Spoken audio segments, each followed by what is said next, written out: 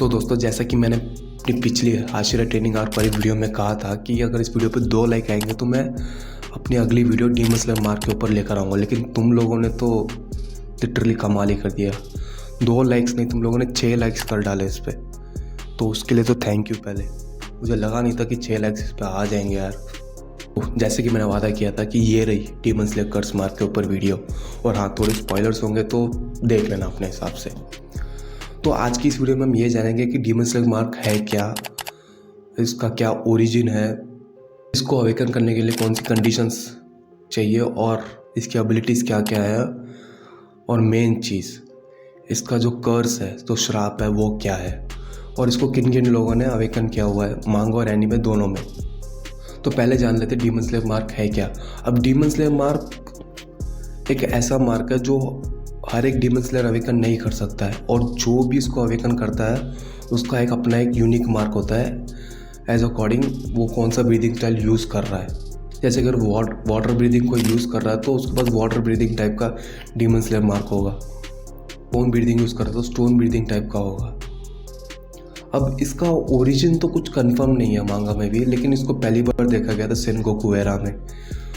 तुम सबने पकड़ ही लिया होगा पहला डीमन स्लेयर मार्क वाला बंदा है कौन, योरिची त्सुगिकुनी। अब इस बंदे का तो केस बिल्कुल अलग ही बैठा हुआ है, क्योंकि ये पैदा ही डीमन स्लेयर मार्क के साथ हुआ था। और जब ये डीमन स्लेयर बनता है तो ये और भी डीमन स्लेयर को ब्रीदिंग स्टाइल सिखाता है, और वो भी डीमन स्लेयर अपनी ब्रीदिंग स्टाइल के अकॉर्डिंग डीमन स्लेयर मार्क को अवेकन कर लेते हैं। और ये सेनगोकू एरा वही एरा है जहाँ पे लगभग हर डीमन स्लेयर के पास अपना एक डीमन स्लेयर मार्क था, और इसलिए इसको गोल्डन एरा भी कहा जाता है डीमन स्लेयर कॉर्प्स का। और इसी एरा में मुजान मरते मरते बचा था योरिची के हाथों से। लेकिन फिर अचानक से डीमन स्लेयर मार्क दिखना ही बंद हो गया सब डीमन स्लेयर के ऊपर, क्योंकि demon slayer corps and literally demons के हारों मारे जा रहे थे उसके बाद, सेनगोकू एरा के बाद। लेकिन फिर जब तांजीरो अपीयर होता है तो डीमन स्लेयर मार्क भी अचानक से अपीयर होने लग जाता है, और उसके बाद सभी हाशिरा भी इसको अवेकन कर लेते हैं। तो ये तो हो गई इसकी ओवरव्यू और ओरिजिन टाइप की स्टोरी। अब बात कर लेते हैं इसको क्या क्या कंडीशंस है इसको अवेकन करने के लिए, क्योंकि स्पेसिफिक कंडीशन चाहिए। और ये कंडीशन हमें बताता है ऑफकोर्स जब हाशिरा मोचिरो तोकितो बोलता है कि डीमन स्लेयर मार्क को अवेकन करने के लिए स्पेसिफिक कंडीशन चाहिए होती है, और वो कंडीशन क्या है कि डीमन स्लेयर के ऊपर कोई लाइफ थ्रेटनिंग का खतरा होना चाहिए, मतलब उसके ऊपर जान पर बनी आनी होनी चाहिए, और उसका ब्लड फ्लो 200 BPM के ऊपर और बॉडी टेम्परेचर 39 डिग्री सेल्सियस के ऊपर होना चाहिए, तब जाके डीमन स्लेयर मार्क अवेकन होगा। और बेसिकली जब ऐसी सिचुएशन आती है तो बहुत सारे लोग पास आउट कर जाएंगे, कई सारे लोग तो मर जाएंगे। कंडीशन को क्रॉस कर लेगा वो डीमन स्लेयर मार्क अवेकन कर लेगा।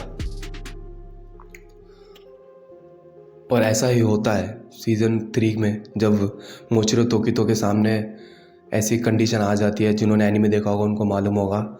और वो उसके बाद जैसी डीमन स्लेयर मार्क अवेकन करता है उसके बाद तो अपर मून 5 को तो लिटरली ख़त्म ही कर देता है वो, बच्चों की तरह। ये तो हो गई इसकी कंडीशंस, कौन कौन सी कंडीशंस हैं। अब बात कर लेते हैं एबिलिटीज़। जैसे कि जिस किसी ने भी डीमन स्लेयर मार्क को अवेकन कर लिया उसके पास कौन कौन सी एक्स्ट्रा एबिलिटीज़ आ जाएंगी। पहली एबिलिटी तो ये होगी कि ब्राइट निचरिन रेड स्वॉर्ड। जिस किसी ने भी डीमन स्लेयर मार्क अपना अवेकन कर लिया होगा उसकी स्वॉर्ड ब्राइट रेड हो जाएगी। और ब्राइट रेड होने का फ़ायदा ये है कि जैसे ही वो किसी डीमन को काटता है, उसके हाथ पाँव को काटेगा तो जल्दी से रीजनरेट नहीं कर सकता वो डीमन, उसको बहुत ज़्यादा पेन फील होगा। दूसरी जो एबिलिटी है वो है ऑफकोर्स फिजिकल एबिलिटी सारी एनहांस हो जाएगी, जैसे कि स्पीड, इंड्योरेंस, स्ट्रेंथ, रिफ्लेक्सेस, ये सब काफ़ी ज़्यादा बढ़ जाएंगी। इतनी ज़्यादा बढ़ जाएंगे कि एक साधारण डीमन स्लेयर भी अपर मून से लड़ने तक के लेवल पे आ जाएगा, जो कि हम देखने वाले हैं बहुत ही जल्दी इन्फिनिटी कैसल आर्क में।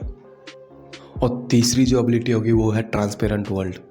अब ट्रांसपेरेंट वर्ल्ड को हमने ऑलरेडी सीज़न 3 के एंड में देख लिया, जब तांजीरो अपर मून 4 को मारने वाला होता है लास्ट में, जब उसके हर्ट में होता है अपर मून 4, तो एक हल्का सा ग्लैंस हमने देखा था ट्रांसपेरेंट वर्ल्ड का।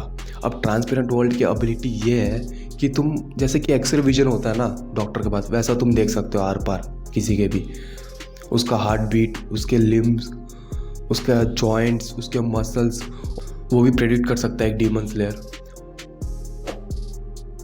और ये एबिलिटी तांजीरो के फादर के पास भी थी, जो कि तुम्हें आगे पता चलेगा कि जब इतनी सारी पावर मिल रही है तो उसके बदले में भी कुछ सैक्रिफाइस तो देना ही होगा डीमन स्लेयर को। और वो सैक्रिफाइस और कुछ नहीं, अपनी ज़िंदगी है।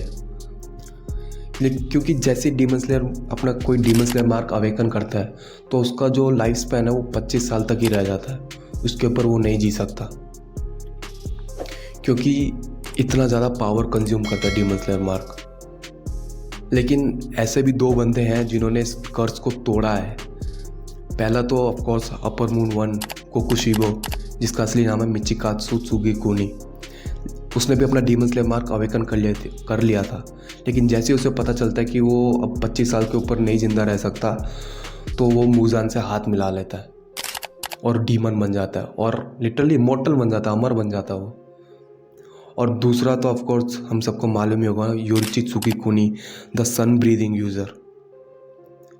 अब इसका केस तो बिल्कुल अलग है, क्योंकि ये शायद पैदा ही डीमन स्लेयर मार्क के साथ हुआ था और इसलिए ये 80 साल तक जिंदा रहा, क्योंकि शायद ये डीमन स्लेयर मार्क के साथ पैदा हुआ था तो इसकी बॉडी ने उस डीमन स्लेयर मार्क को अडेप्ट कर लिया था बचपन से ही, शायद इसलिए ये इतने उम्र तक जिंदा रहा।